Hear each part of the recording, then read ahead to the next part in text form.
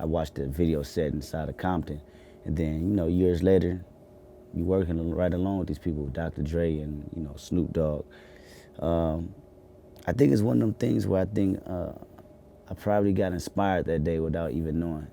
I didn't know what I wanted to do at 8 years old. I was just playing basketball, running around in the streets and stuff like that. But at the same time, that video always probably played back in my mind, and that manifested to me actually doing music, that manifested to me getting with Dre, that manifested to me being on this tour bus right now. So I think everything just happened for a reason.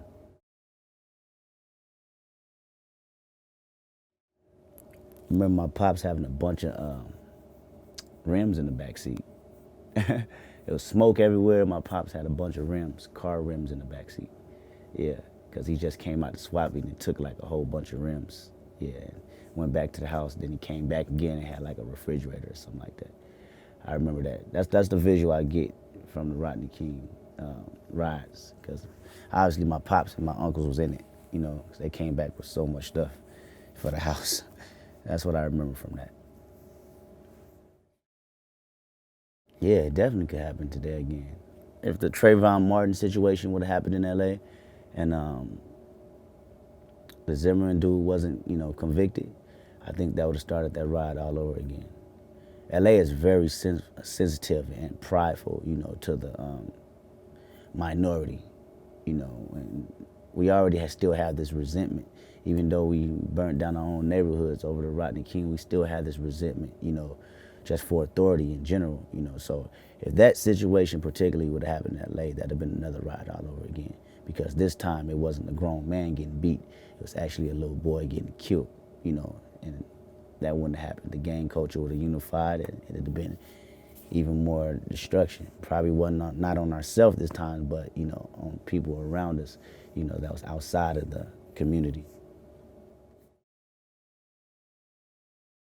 Nah, I don't. I mean, I don't do nothing that don't feel right to me.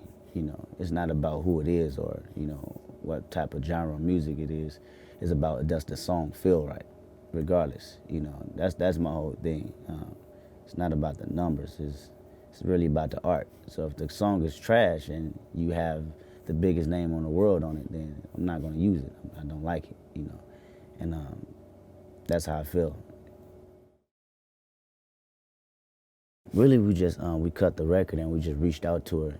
She was busy moving around, so by the time she got a chance to record it, it was just really a great feeling to know she did it. In such a immediate time frame. And Mary, that's another great soulful singer that was in my household coming up as a kid. My mother played all of Mary, music, from 401 to Share My World, records like that. My Life. Yeah, she's always been an inspiration inside the household. So me having her on the record really just takes me back to when I was a kid, and it enlightens my mom. Like, okay, my son really out here doing it. He's doing records with people I liked, back in my day, back in the '90s when I was coming up, and having the Dookie braids with the Daisy Dukes with the coats on and stuff like that, the '90s feel. So that was her whole era, and I was really just bringing that back to her. Yeah, that's great.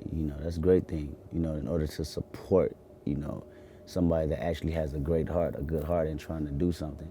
Um, I feel you need all the support in the world because all odds is against them. Truthfully, So to actually have the urban community, um, matter of fact, to actually have hip hop, you know, a culture where a lot of people say we have no morals, no dignity, and think yeah. I know the history and what people really, how people really view hip hop. As much as the accolades we get and the awards we get, it's really not one of them things where we actually glorified as role models. So for us to actually show that we have intelligence, and we recognize not only a man but a black man, in the world trying to make a difference. It solidifies us as people with actual morals and something more than just raps and good vocals. I think it achieved a sense of not being scared and being more vocal. When you think of Martin Luther King, you know, and Malcolm X, they always had something to say, you know, and as years progress, you know, from Curtis Blow to NWA to Jay-Z, Biggie, Pac to Kendrick Lamar, we have more to say, you know, now, and not being afraid to say that no matter what's going on. You know, it was a way to express ourselves, the same way Martin Luther King expressed himself. We do this same thing on record, you know, and if you can do that and still put a message in it and still have fun and still support your family financially, but also have something to say, that's even better, you know, because now you're not only developing the culture, but you're developing something that was built, you know, back.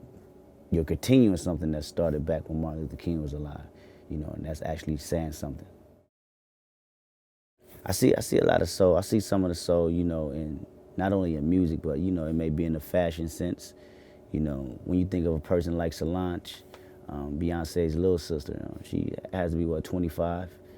And you see how she carry herself, you know, the way she dressed, you know, she would come out on stage with the fro, you know, and looking real natural. And that's a great thing. I see that in you know, how you carry yourself. I see it in a certain type of music. I think it's something that we can never escape, never escape. I think we'll always be sampling records because, truthfully, the soul music was the best music of our time.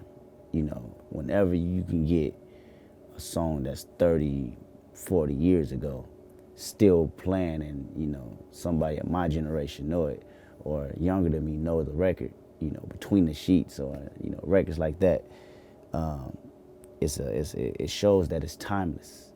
And I think that's something that the hip hop culture, you know, is trying to master, is birking up that tree to master that feel of timeless music, where 20 years down the line, we'll still be playing these same records. Yeah, G-Funk is that soulful feeling you was talking about early on, mixed with, I want to say,